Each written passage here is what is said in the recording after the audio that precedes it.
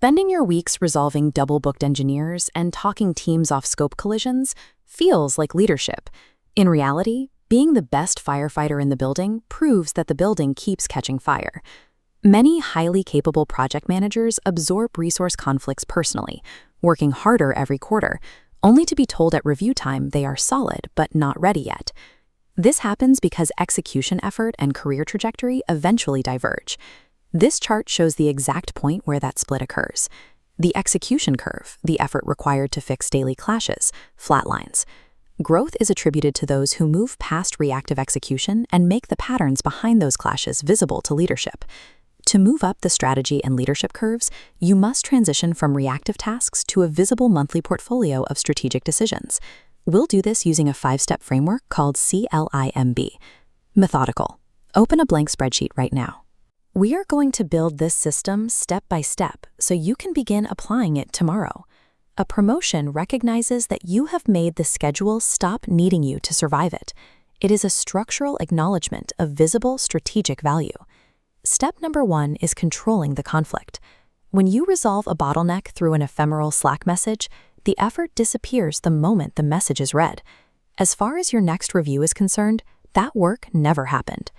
In your spreadsheet, create a running log with 4 columns: date, cause, resolution, and business impact. From now on, log every resource conflict you personally resolve here. This practice converts isolated, invisible complaints into a tangible resource heat map. You are building the evidence of your impact. A verbally solved conflict is forgotten by the end of the week. A documented log showing who has been overallocated and for exactly how long provides undeniable proof of systemic capacity issues. Leadership awards the friction they can see. Structured documentation is the mandatory first step to making your strategic effort visible. Next, we must leverage the bottlenecks you've identified. Asking a manager how to resolve a conflict trains them to view you as a task runner, not a decision maker. Resolve the issue independently first, then send a concise 2-line status update. Tell them what conflicted, the decision you made, and what they need to monitor. This shift is essential when resources are tight. Many PMs make the mistake of walking into a room and simply requesting more headcount. A request for more engineers competes with every other budget ask in the company. Instead, model a priority trade-off. Show the cost, risk, and timeline for deferring specific deliverables. Present your options with a firm recommendation. Then explicitly ask your stakeholder to make the final call, either to approve your choice or override it. Shifting from a problem reporter to an option broker changes the executive perception of your authority. We also need to address how you estimate time. Silently padding your timelines destroys your credibility the moment an undeclared buffer is discovered. This comparison shows the difference in approach. Average managers hide buffer in the estimate, while high-growth managers name it as a declared risk reserve. Label schedule contingencies explicitly in project plans, like 10% schedule reserve. This identifies you as someone who manages risk strategically.